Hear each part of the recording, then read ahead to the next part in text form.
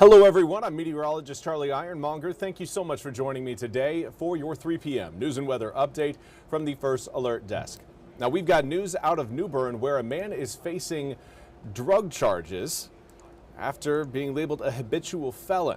Now, District Attorney Matt Wareham sentenced Devontae Gibbs to between 9 years and 9 months and 12 years and 9 months. Also gave him a $50,000 fine. Prosecutors say the 33-year-old was convicted on 2 counts of trafficking an opioid, possession with intent to sell or deliver fentanyl, and possession with intent to sell or deliver ANPP. Now, it was back in September of 2023 that state alcohol law enforcement agents surveilled 2012 Opal Street for drug activity. Police say they saw Gibbs drive away from the target location and pulled him over due to a suspended license. Officers say they noticed an odor of pot from the car, and Gibbs, who was on probation and wearing an ankle monitor, admitted to carrying drugs.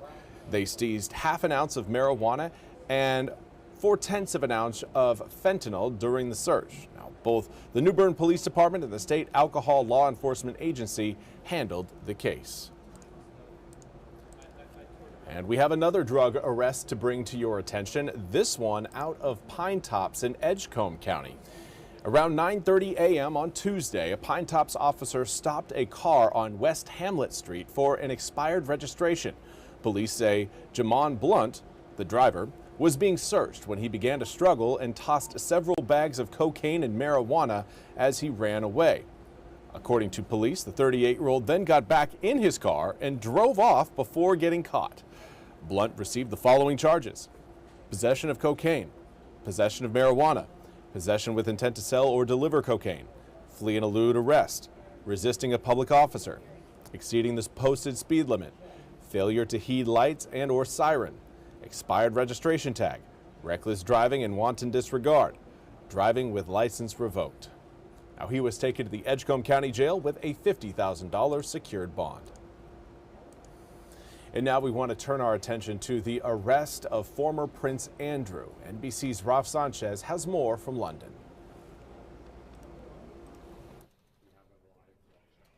This is a fast-moving situation, but here's what we know. Former Prince Andrew was arrested early this morning by police at his home in Norfolk in the east of England and is being held on suspicion of misconduct in public office, essentially that he abused his position as a public official. Now, police are not releasing many details at this point, but we do know that within that massive trove of files released by the Department of Justice on the Epstein case were several emails sent from Andrew to Epstein in 2010. Andrew, at the time, was serving as a trade envoy for the UK government, and these files appear to contain sensitive UK government trade documents. Now, Andrew has faced repeated allegations of sexual abuse, allegations he's denied. That is not what he is being arrested for today, but we are hearing from the family of his most prominent accuser, Virginia Roberts-Giuffre, one of Epstein's trafficking victims who died by suicide earlier this year. Her family telling NBC News that they are exceptionally proud of the role that their late sister played in bringing transparency and a spotlight on this case. We are also hearing from King Charles about the arrest of his younger brother. I want to read you just a little bit of that statement. The King saying, "I have learned with the deepest concern the news about Andrew Mountbatten Windsor and suspicion of misconduct in public office. What now follows is the full, fair, and proper process by which this issue is investigated in the appropriate manner and by the appropriate authorities." It is hard to overstate how unprecedented this situation is. We have been speaking to royal historians. Nobody can think of a parallel in the modern era where you have the younger sibling of the sitting monarch in police custody and potentially facing charges. Ralph Sanchez, NBC News, London. Well, thank you, Raf, for that report. We now turn to your weather forecast. We've been watching rain showers, really light, spotty rain showers move across eastern North Carolina so far today. And we're actually starting to see, again, some breaks in the cloud cover, which is obviously reducing the amount of rain present across eastern North Carolina. Here's a look at your visible satellite, and you can see South Carolina right now enjoying far more sun than we are here in North Carolina. But we are seeing some sun breaks right now. Let's zoom the picture in a little bit closer, and you can kind of see again areas north of 264 right now showing a little bit more cloud cover than those watching south of Highway 264. Rain showers though, scattered and sparse. Not seeing a lot of rain right now. A few areas again are watching a few light showers come down, and the good news is one of those areas, kind of northern Edgecombe, kind of northeastern Nash and southern Halifax County around the Enfield area. Seeing again a nice little downpour right now. Watch what happens. We're going to take you to our drought monitor, and it is that exact area that right now is under an extreme drought. So getting rain showers in those spots is great news. Unfortunately, we're not going to be seeing enough rain to really make a huge dent in our rainfall deficit, not just for today, but for tomorrow, Saturday, and even Sunday.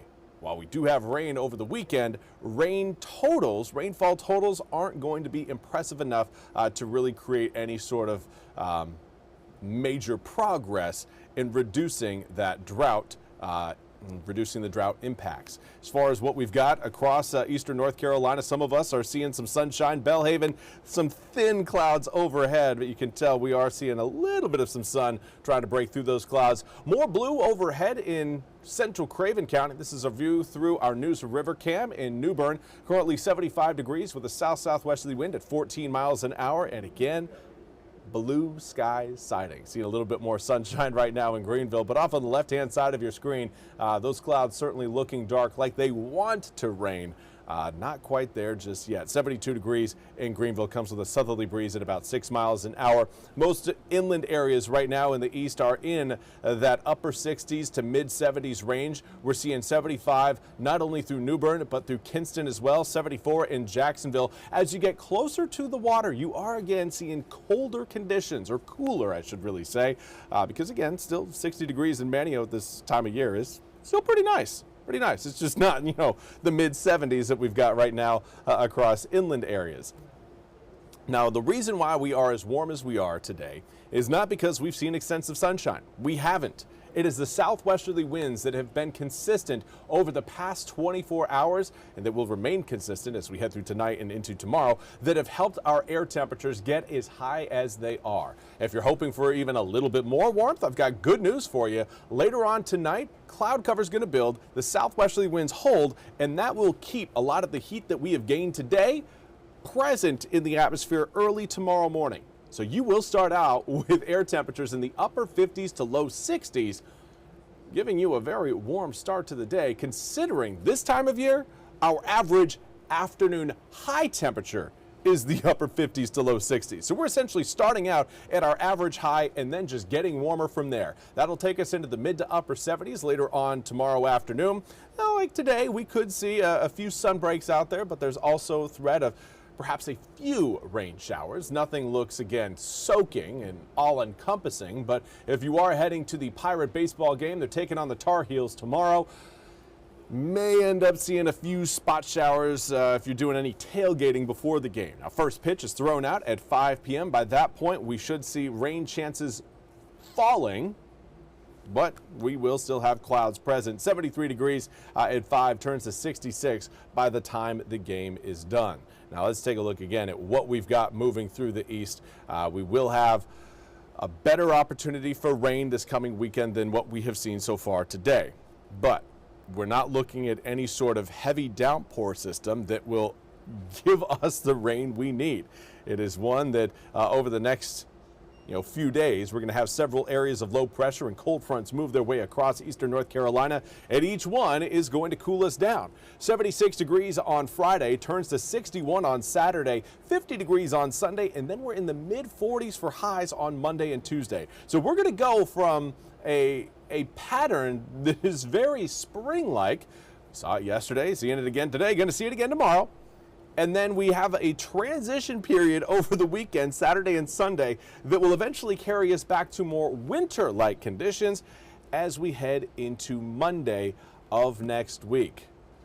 It's eastern North Carolina, and you can change seasons in just a couple days. And this week, this next 8 days, really the next 5 days are going to be evidence of just that.